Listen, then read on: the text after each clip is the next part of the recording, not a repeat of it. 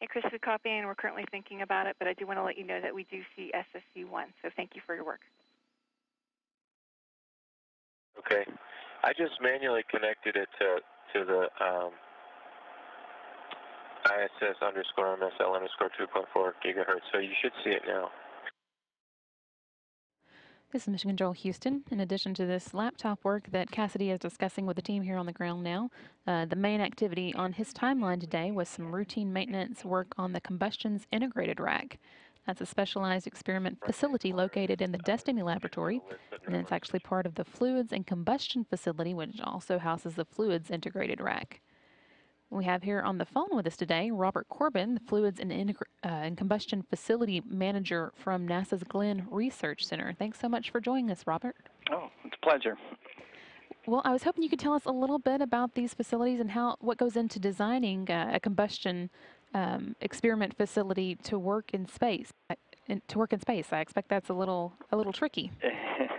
Well, the combustion integrated rack actually is maybe a second-generation rack we used to fly on the space shuttle back in the 80s, and CM1 and CM2, Combustion Module 1, Combustion Module 2. And obviously one of the major designs is to contain any fire that you're burning in some kind of controlled chamber. So the main feature of the combustion integrated rack is the combustion chamber. Okay, and so I guess the combustion chamber essentially has to, in addition to holding the experiment, has to protect the rest of the station from that experiment.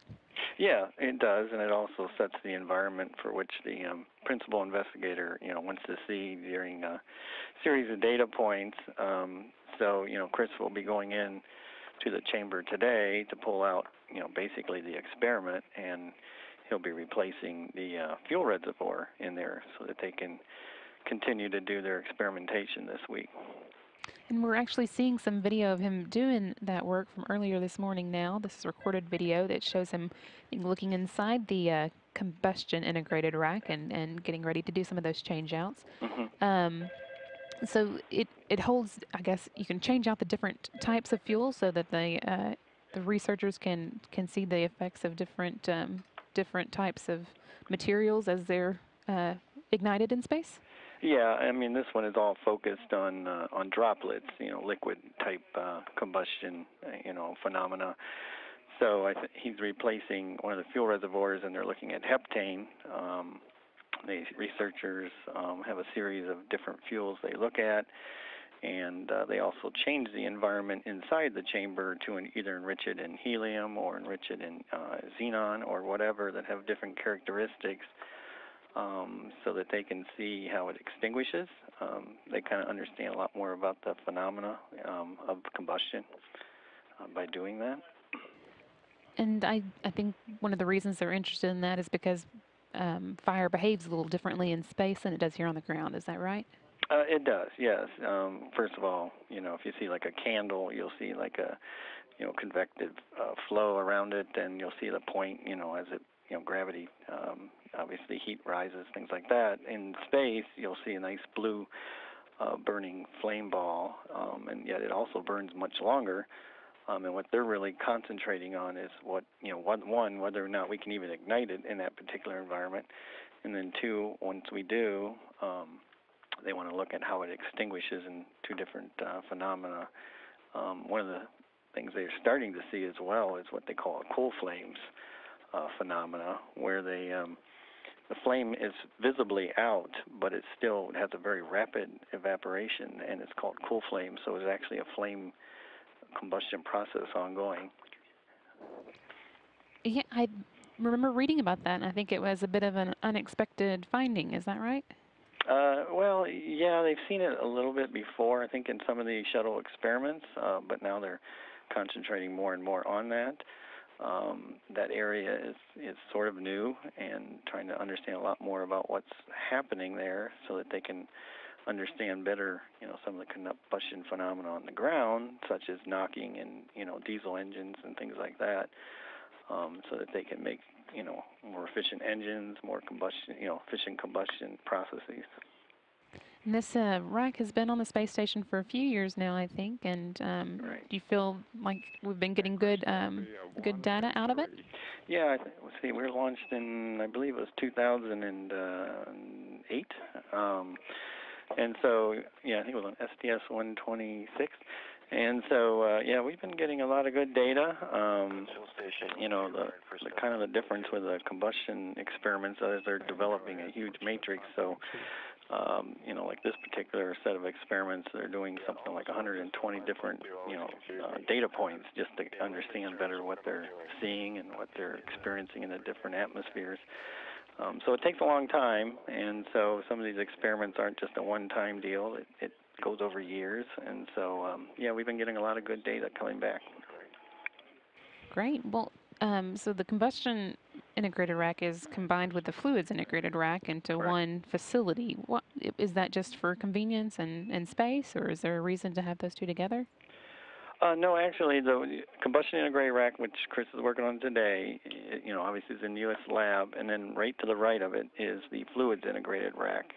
Sometimes you'll see it on the camera. It'll have a kind of a grid-looking net in front of it because it's what they call an Aris type rack, which means it floats or can float off of some kind of an active isolation system. So that's right to the right of the SIR, if you're looking at it. But the FIR and the SIR, they have a lot of common hardware between them in terms of the way that it deals with its interfaces with the avionics to the station, as well as its power distribution. But and they also both have what we would kind of call a optics bench within those racks that kind of slides out when the crew needs to get access to the back of the rack. So that's where some of the common areas are, and then after that, there's a lot of big differences. The FIR is a very large open volume, and in it right now is the light microscopy module, which is a microscope that is fully automated to do a lot of the science that we need to do in a very microscopic, you know, research kind of area. And so there is some big differences also between the two racks. Okay, and you just mentioned that the microscope that is in the fluids rack at the moment is fully automated. I think that's, you know, generally the case for these experiments, that the crew doesn't have to do a whole lot of work with them other than get them started. Is that? Both of them, yeah, very similar. When these were designed, the concept was that we pretty much thought the crew's time was going to be very precious, and it's sort of still the case. So we did a lot of things where we wanted the crew to interact with our different pieces of hardware to set up the experiments, but then they could close the doors and kind of walk away, sometimes for days and sometimes for weeks, and we can do experiments. And then they would have to come back and then, just like he's doing today, change out the fuel or change out an igniter that may burn out or whatever. But most of it, we were not having a crew's hands-on doing the experiments. You know, like the MSG, which is also next to the SIR, the crew has a lot of on-hands experiment work, which obviously they like doing. But because of the nature of the flames in the combustion rack and the microscopic nature of the work we had to do in the FIR, we had to automate a lot of that stuff. Okay. Well, anything else that we should be looking forward to with either of these facilities? Any experiments coming up that will be especially interesting? Well, the LMM, the light microscopy module, they're going to go in, and we had a little bit of an issue a couple weeks ago. The crew's going to go in and take care of that, and we'll be back up and running in a couple weeks. Again, they'll be back looking at colloid type research to better understand the phenomena of basically of particles interacting and making structures in space when you have no gravity. And the combustion, he's also going to be doing something we haven't done since we launched, which is not that complicated, but today Chris will also be changing out the seals actually on the combustion chamber.